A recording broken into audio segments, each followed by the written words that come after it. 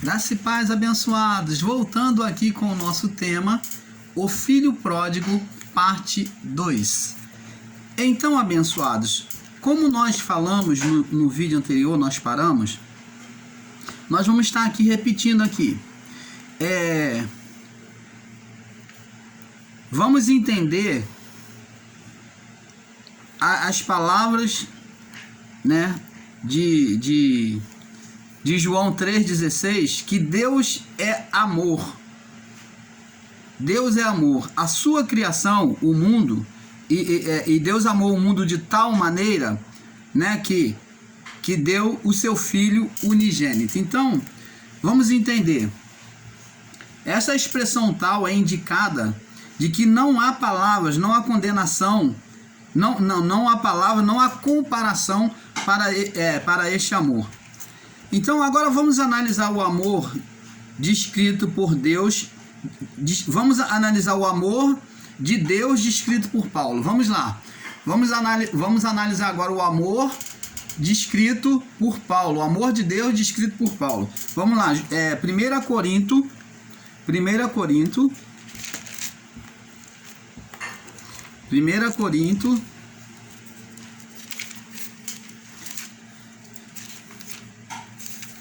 No capítulo 13, 1 Corinto, capítulo 13, no verso 1 ao 13, diz assim, vamos ler do 1 ao 13 para melhor entendimento, presta atenção.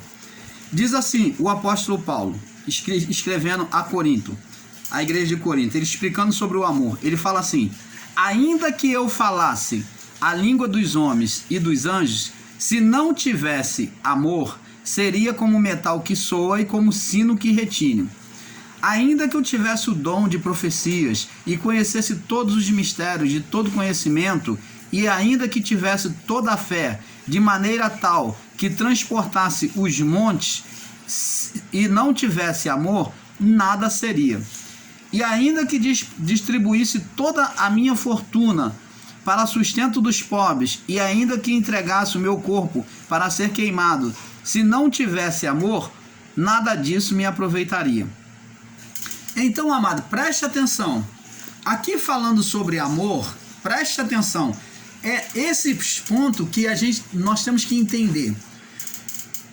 O amor do homem, o homem pode até entregar, dar os bens aos pobres.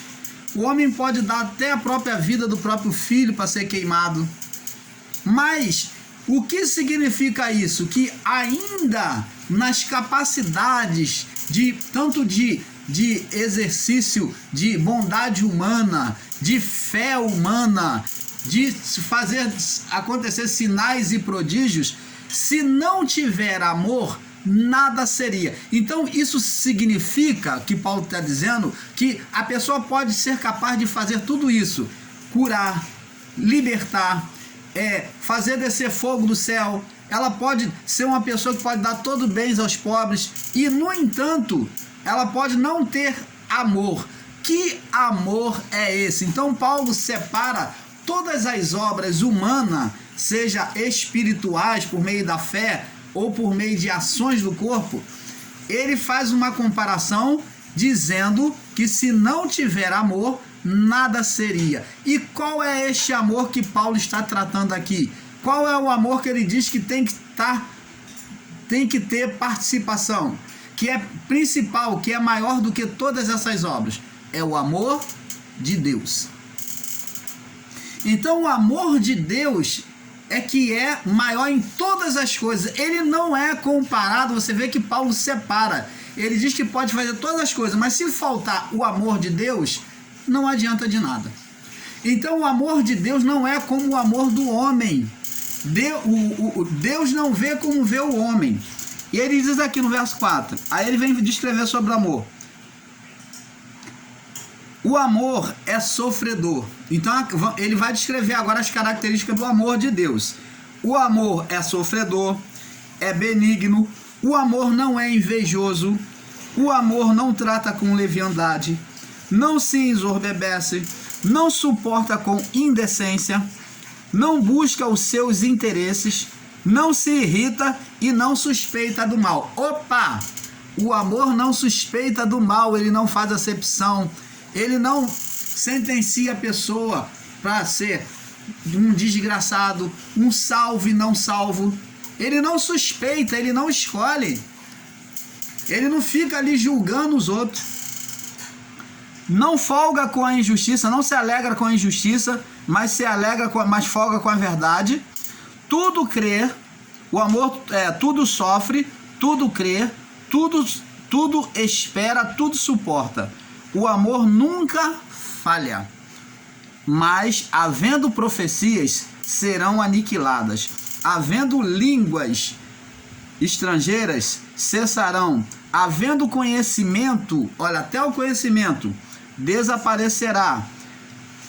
Porque em parte conhecemos e em parte profetizamos. Então, todos esses acontecimentos que o homem é capaz de fazer, tanto profecia, língua, manifestação de poder, tudo isso o homem conhece em parte. Ele não conhece dentro da sua plenitude. Em parte conhecemos e em parte profetizamos.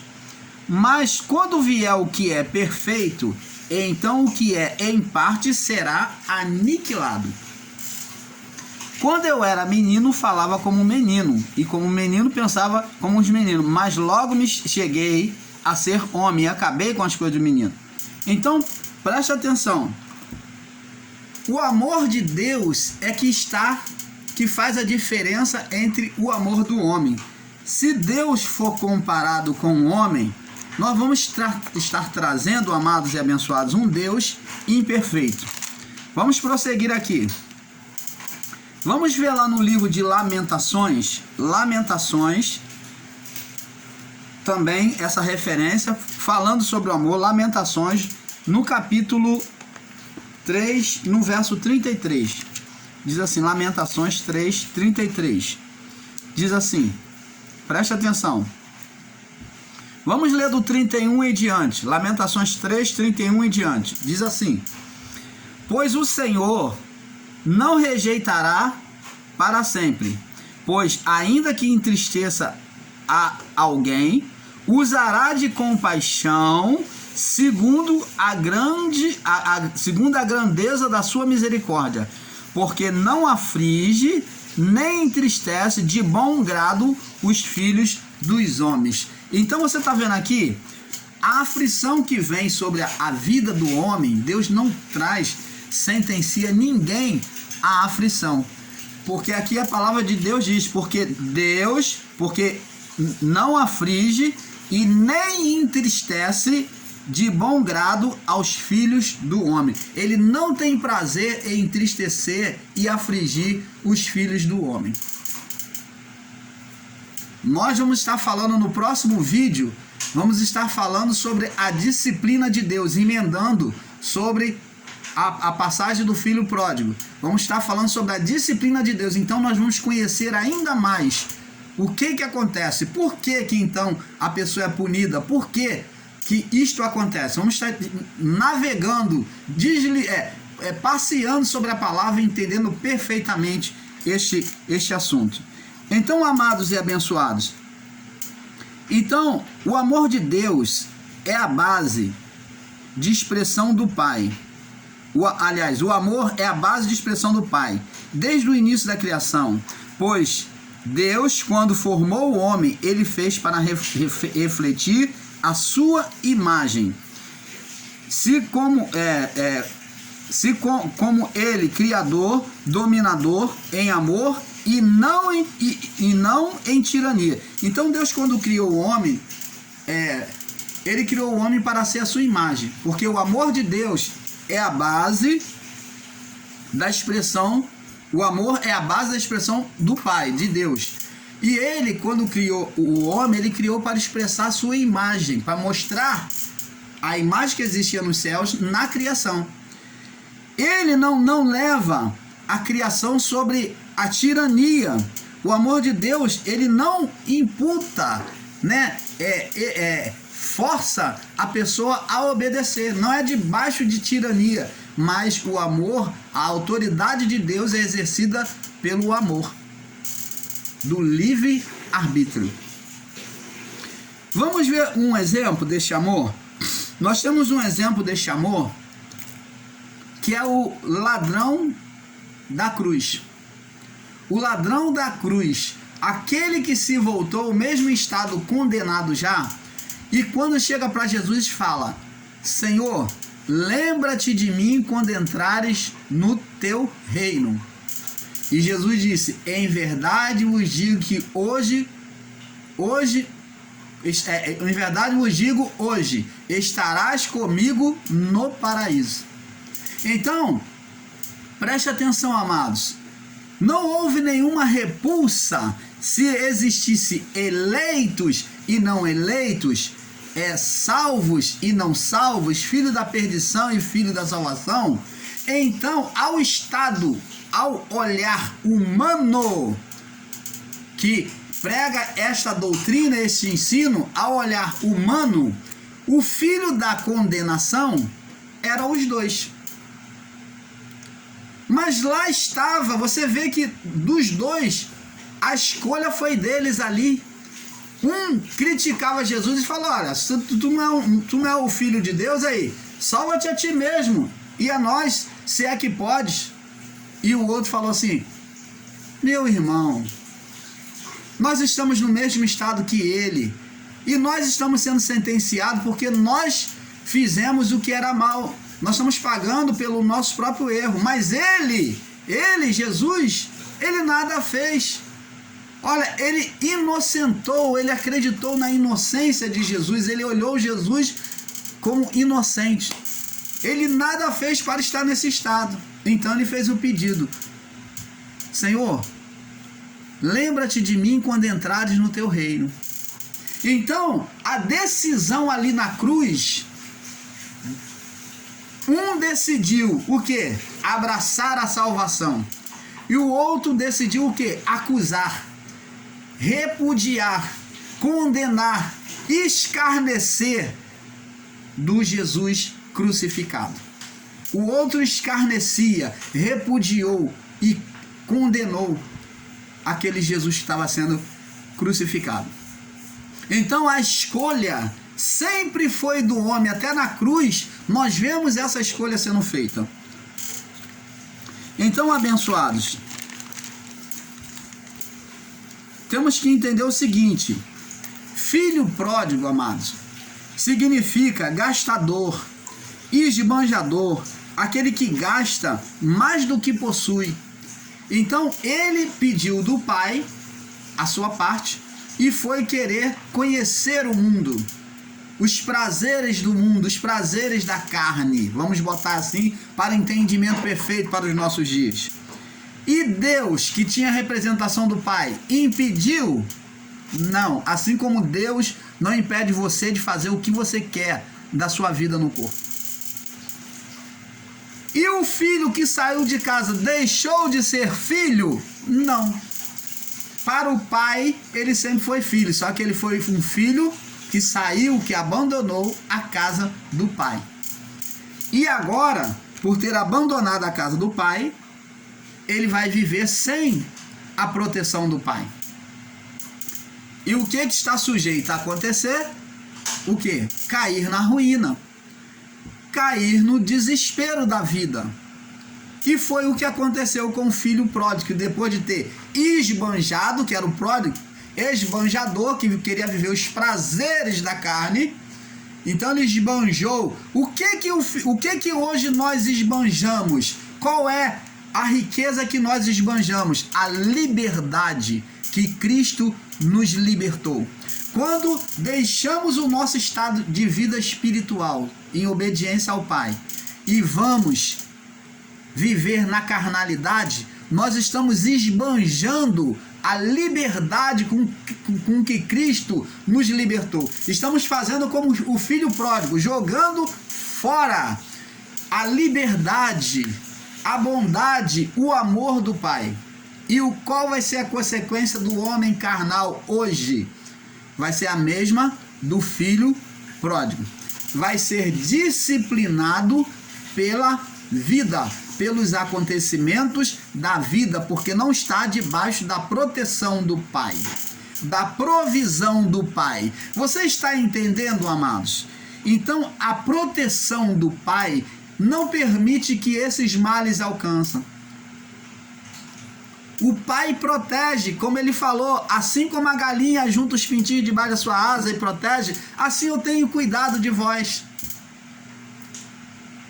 Ele quer cuidar de nós, assim como ele conduziu o povo de Israel, ele esperou acabar a provisão do povo de Israel para ele manifestar a sua provisão, para mostrar-se: eu sou o Pai de vocês, eu sou o provedor, eu vou dar água, vou dar maná, vou dar cordonizes, vou dar tudo a vocês, vou fazer sombra diante do sol, vou colocar luz diante da escuridão, como coluna de fogo, eu vou caminhar com vocês todos os dias. Olha, Deus caminhou todos os dias, todos os 40 dias, Deus caminhou com o povo de Israel.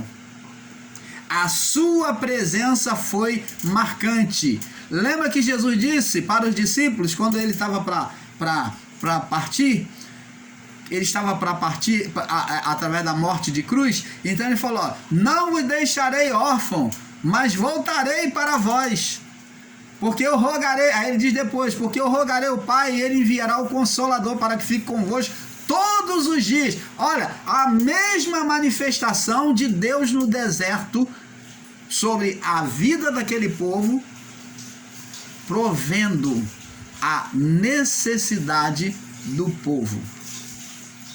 É este amor, amados e abençoados irmãos, que nós temos que entender. E ficam mostrando um Deus mascarado, um Deus deformado, um Deus maligno, um Deus ditador, um Deus sentenciador que escolhe um e despreza o outro, que já vem com karma para ser filho da perdição, que já vem com karma para ser maldito, para fazer o mal. Que ensino é este, amados? Então, abençoados, temos que entender: o filho pródigo não deixou de ser filho no coração do Pai. É como você, se for carnal, você continua sendo filho, porque Cristo já nos colocou na condição a toda a criação. Canal Luz da Graça tem autoridade, tem o ímpeto de confessar, sem medo de errar, que todos são filhos do Pai. A condição de toda a criação é de filhos. Agora, existe o filho obediente, que vive debaixo do reino, dentro do reino, e existe o filho negligente, o filho carnal. Este é que abandona, faz igual o filho pródigo, abandona o reino do Pai, não se submete e vai sofrer expoliação. Mas ele não deixa de ser filho. O mesmo que sucedeu com o filho pródigo se sucederá com o filho carnal nesta vida, que não se submete às leis do Pai, aquele que age malignamente nesta vida, sofrerá punição na vida do corpo. E nós vamos estar falando no próximo vídeo sobre a disciplina de Deus. Então, o filho pródigo gastou a liberdade, a liberdade, o amor do Pai, a liberdade que ele tinha, porque o recurso financeiro, material, dava a ele liberdade, conforto para viver na vida. Era o que o Pai guardava todo o tempo para ele viver com liberdade, com conforto. E então, quando ele gastou tudo, ele se tornou agora o quê? De um filho honrado, passou a ser um empregado, escravo. Passou a ser, ele queria ser escravo, se colocou como empregado para cultivar os porcos. E ele não tinha o direito nem mesmo para ter dinheiro para comprar comida, e ele desejava até a comida dos porcos e lhe era negada. Olha só a disciplina diante daquele que abandona a obediência ao Pai. O que muitos ensinadores em graça e também aqueles que assistem os canais em graça não entendem, é que o juízo foi para condenação da alma, para libertar o espírito. Mas a disciplina para o corpo sempre existiu, para a vida do corpo sempre existiu desde o pecado do homem. Logo que o homem pecou, Deus veio anunciar o que aconteceria a partir daquele estado de vida, de pecado. E a partir daí, tudo que o homem semeou, ele colheu. Tudo que o homem semeou no corpo, ele colheu no corpo. Essa disciplina, essa correção, ela sempre vai existir enquanto existir a vida do corpo. Isto é a condução, ou melhor, isto é a condução de Deus. Quando saímos da condução de Deus, não queremos ser subordinados à palavra do Pai, então somos o quê? Disciplinados. Então no próximo vídeo nós vamos falar sobre condução ou disciplina. O tema será condução ou disciplina de Deus. Então, ou nós obedecemos a Deus, desejando ser conduzido por Ele, como o povo em meio ao deserto. Quando o povo tomava atitude rebelde para com Deus, eles eram, disciplinados. Deus vinha e, disciplinava o povo. Então, a escolha é do homem ser conduzido, ser o quê? Abraçado por Deus, conduzido por Deus, ou ser disciplinado. Você está entendendo, amado? Então preste atenção, o filho mais velho, nós vemos, o mais velho que ficou em casa, se procede igual ao jovem rico. Vamos ver isso aqui no livro de Mateus capítulo 19.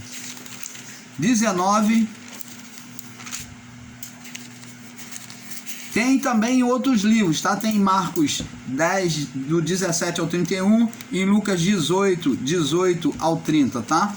Nós vamos ler aqui no livro de Mateus 19, no verso 16. Diz assim: olha como é que se portou igual o filho mais velho. Eis que alguém, aproximando-se dele, disse: bom mestre, que farei para conseguir a vida eterna? Em outras palavras, a salvação. E ele lhe disse: por que me chamas de bom?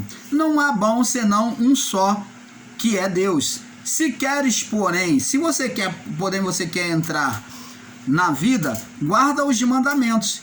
E ele lhe disse: quais? E Jesus disse: não matarás, não cometerás adultério, não furtarás, não dirás falso testemunho, honra teu pai e tua mãe, amarás o teu próximo como a ti mesmo. E disse-lhe o jovem: tudo isto tenho guardado desde a minha mocidade. Que me falta ainda? Disse-lhe Jesus: se queres ser perfeito, vende tudo que tens e dá aos pobres, e terás um tesouro no céu, e vem e segue. E o jovem, ouvindo esta palavra, retirou-se triste, porque possuía muitas propriedades. Então, amados, o filho pródigo, ele era um observador da lei do pai. Preste atenção, ele diz para o pai, vamos lá, Lucas 15, vamos lá, vamos voltar aqui em Lucas capítulo 15, ele diz assim, no verso 28, mas ele se indignou e não queria entrar. Quem? O filho mais velho. E saindo seu pai, rogava-lhe que entrasse com ele, mas ele respondeu e disse ao seu pai, observa, eis que te sirvo há tantos anos, há tanto tempo, sem nunca transgredir o teu mandamento, religiosidade, e nunca me deste um cabrito para alegrar-me com os meus amigos. Vindo, porém, esse teu filho não era irmão dele? Vindo, porém, esse teu filho, que desperdiçou os teus bens com as meretrizes, mataste-lhe o bezerro cevado. Então você vê que o espírito religioso, aquele que obedecia o mandamento do Pai, que representa o povo religioso do sistema, aquele que acha que vai agradar o Pai pelo que faz, ele vai agradar o Pai, ele vai continuar sendo considerado como filho pelo que faz. E filho é filho independente do que faça ou não faça, não deixa de ser filho. Mas o que tem espírito religioso, ele é condenatório, ele é comparativo, ele é julgativo em relação à vida alheia. Ele não aceita ver o outro ser aceito por Deus. Ele não aceita ver o outro ser bem-sucedido. Então ele põe uns olhos julgador sobre a ação do outro em ser abençoado. E ele diz: vem esse teu filho. Que filho? Não era irmão dele? Ele tinha que falar: vem esse meu irmão, vem o meu irmão. Mas ele diz: esse teu filho. A revolta do religioso é tão grande que ele se exclui. Ele se esquece de que ele é filho. Ele não se vê, o religioso não se vê como filho de Deus. E muitos também, em graça, também estão caindo no mesmo erro, não se vendo como filho de Deus, porque estão se apoiando em ensino literal da lei. Estão pegando a palavra no ensino literal, estão só olhando com um olhar de condenação. Quando olhamos com um olhar de condenação, julgatório, estamos vivendo a lei da mesma forma, estamos subordinados à lei. Por isso é que essas pessoas não podem enxergar que todos, após o juízo, são filhos de Deus. Mas nós, o canal Luzes da Graça, louvamos e glorificamos ao Deus nosso Pai, que nos tem feito entender todas essas coisas. Então, vamos aqui, o filho, ele se inclui até como o filho o filho da inveja ou do desejo de condenação do seu irmão. Né? Vamos ver aqui em Lucas capítulo 29, capítulo 15, do verso 29 ao 30. Vamos ver aqui, do 29 ao 30. Deixa eu ver, Lucas 18, Lucas 15, do 29 ao 30. Me perdoe aqui, meus irmãos, deixa eu. Lucas 15, do 29 ao 30. Isso. Então, nós vemos aqui que em Lucas 15, do 29 ao 30, que é essa passagem, o irmão, ele chegou a invejar o outro irmão.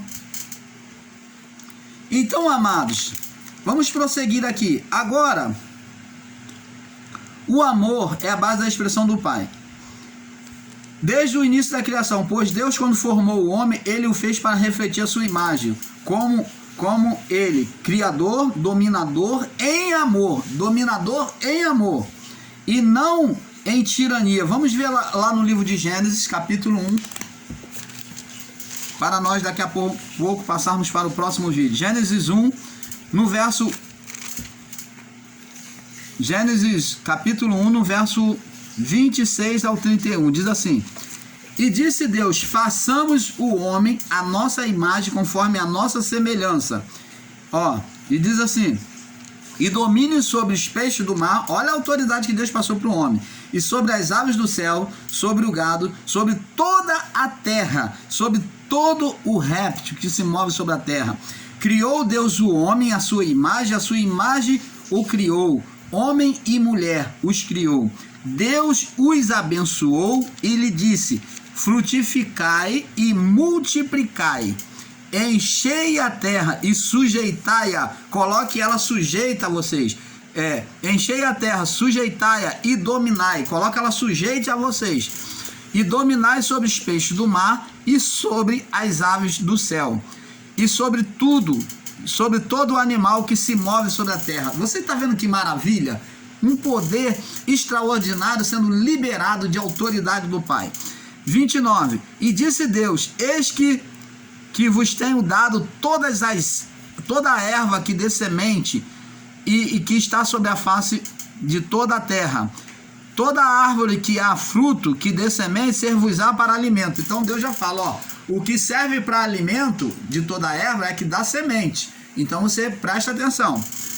E todo animal da terra, e toda ave do céu, e todo réptil da terra, em que há alma vivente, toda erva verde será para alimento, e assim se foi. Então Deus deu autoridade do homem até mesmo tomar o animal como alimento. E no verso 31, para terminar essa palavra aqui de Gênesis, diz assim: e viu Deus que tudo o que tinha feito era muito bom, e foi a tarde e a manhã o sexto dia. Então, quando Deus deu autoridade ao homem, instituindo o homem como na sua própria imagem de autoridade e poder, ele viu que era bom. Deus quer sempre dar o melhor. Agora vamos em Gênesis, vamos ver agora outra parte.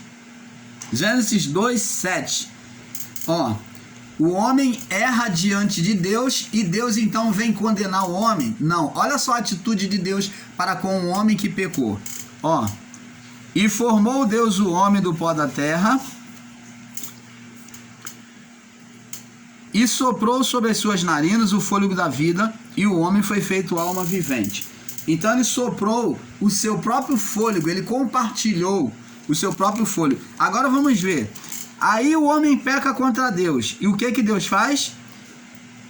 Gênesis 3:21. E fez o Senhor Deus a Adão e a sua mulher túnicas e os vestiu.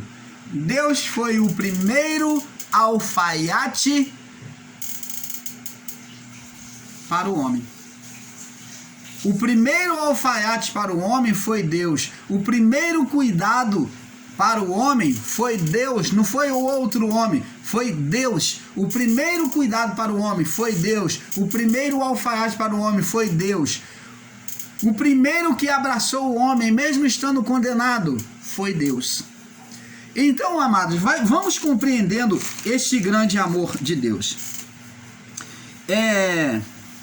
Você vê que ele bota a igualdade, ele sopra o fôlego sobre dele mesmo, é igualdade, fez igual, deu autoridade sobre a criação, o homem errou e ele foi lá e abraçou o homem, fez a túnica para o homem, com o couro do animal.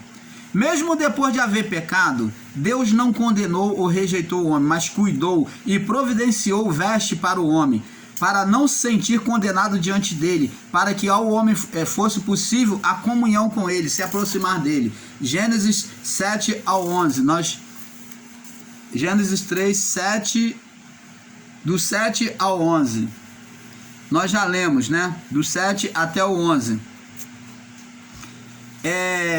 Gênesis 3:21, nós já lemos. Agora, a condição de condenação na mente...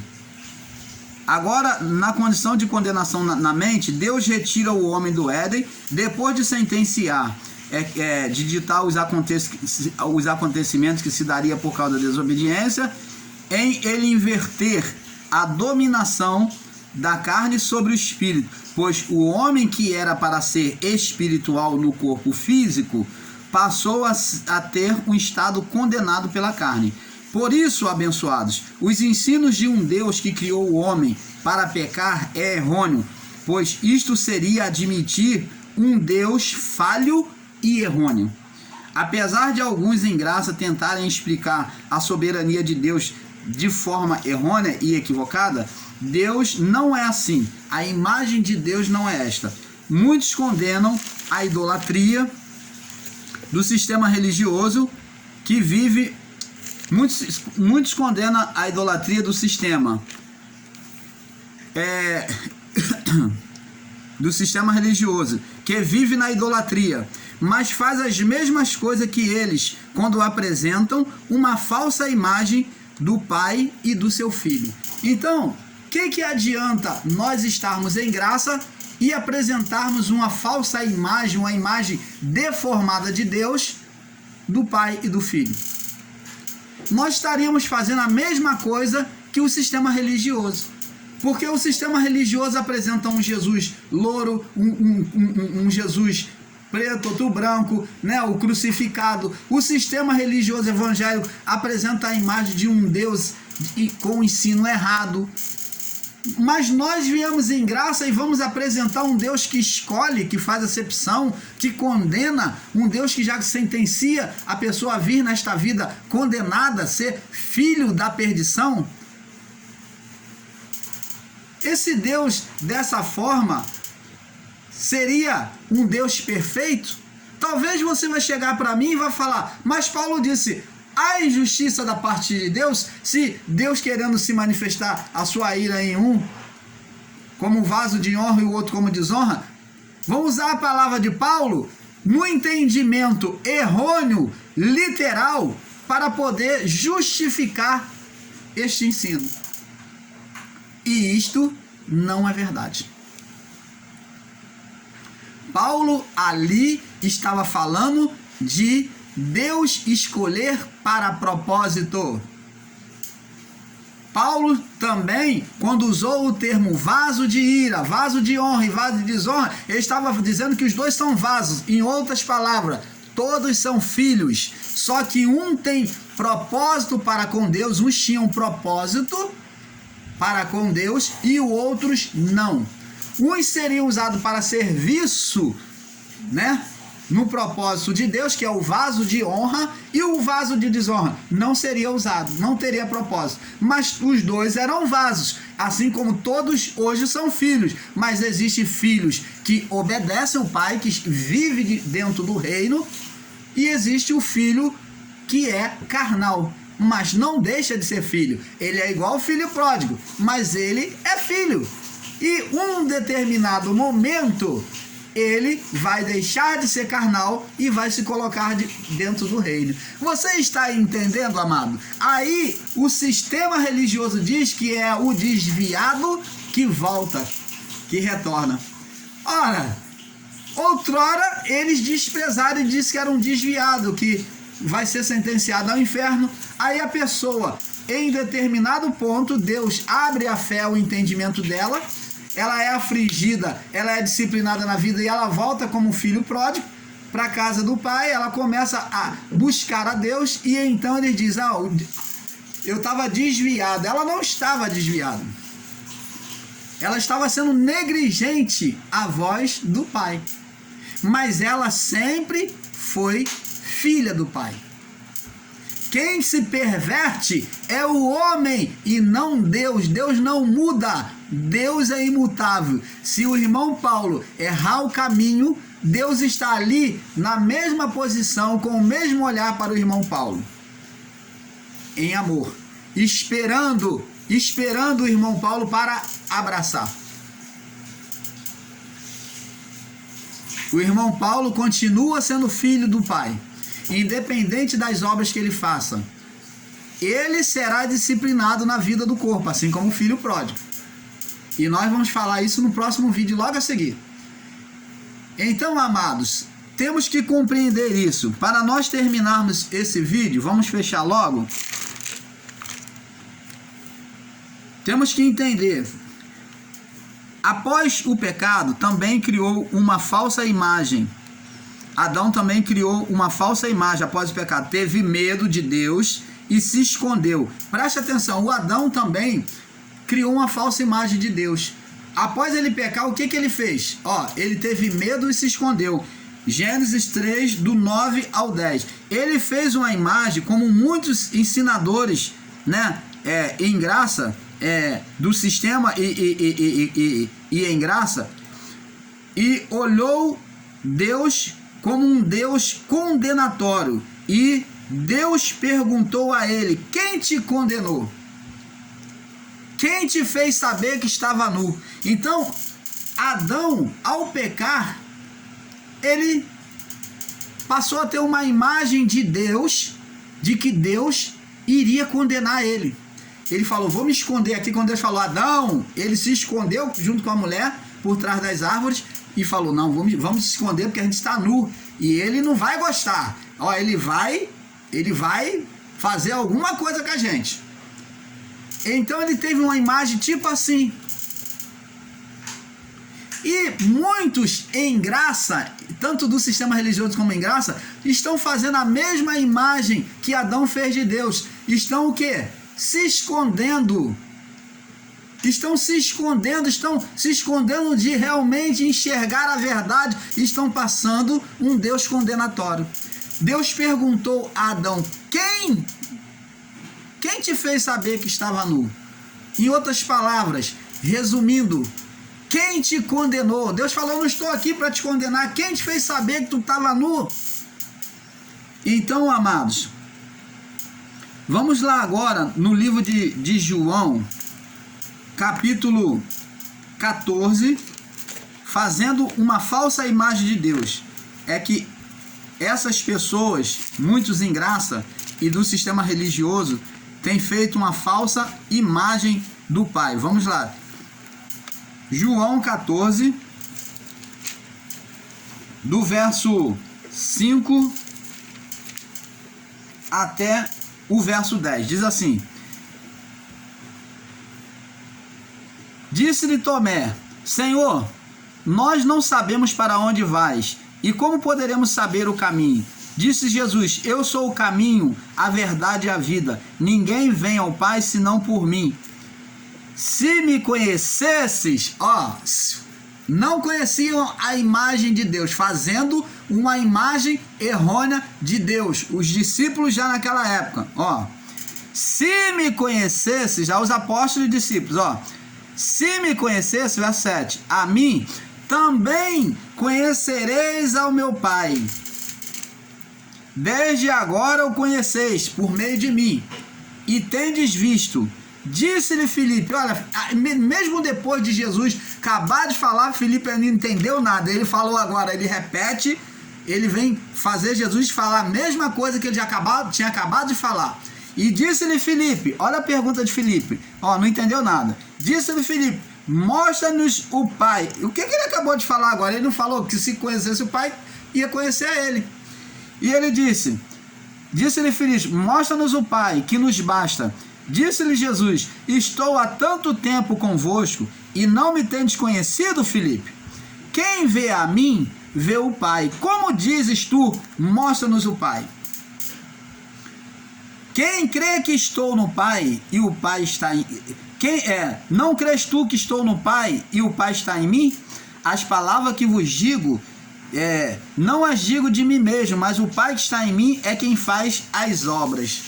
Crede-me que estou no Pai e o Pai em mim. Crede ao menos por causa das manifestações das mesmas obras. Obras não é de cura só não, mas obras de amor, de bondade, da manifestação do testemunho de Jesus. É essas obras que ele está falando, não só de manifestação de poder, mas pela manifestação de comportamento moral, espiritual. Crede-me ao menos por causa do quê? Do meu testemunho, daquilo que eu vivo, que eu faço. Jesus falou: olha para mim e vê se Deus não está em mim. É isso que ele estava querendo dizer para Filipe. Então, abençoados, temos que ter esse entendimento. Vamos agora ver, para nós terminarmos, para não alongar muito, vamos agora ver em Mateus capítulo 16, no verso 13. Mateus 16, no verso 13 ao 19, diz assim: E chegando Jesus às partes de Cesareia de Filipe, interrogou os seus discípulos dizendo, olha só, agora Jesus tem agora a curiosidade, né? A vontade, ele provoca os discípulos, né? Vamos botar perfeito assim. Ele provoca os discípulos, ele faz a pergunta. E eles disseram, interrogou os discípulos dizendo, quem dizem os homens ser o filho do homem? Então ele pergunta, ele faz a pergunta, quem é que os discípulos, vocês, dizem ser o filho do homem? Eu. Quem é que eles dizem que eu sou? E eles disseram, verso 14, uns João Batista, e outros Elias, e outros Jeremias, ou um dos profetas. Disse-lhe ele, e vós, quem dizeis que eu sou? E vocês, quem dizeis que eu sou? Então, Jesus queria saber qual é a imagem que eles tinham da pessoa dele. Assim como Filipe tinha uma imagem e os discípulos já tinham a imagem errada de Deus, agora Jesus ele pergunta, e vocês, quem dizem que eu sou? Aí preste atenção. E Simão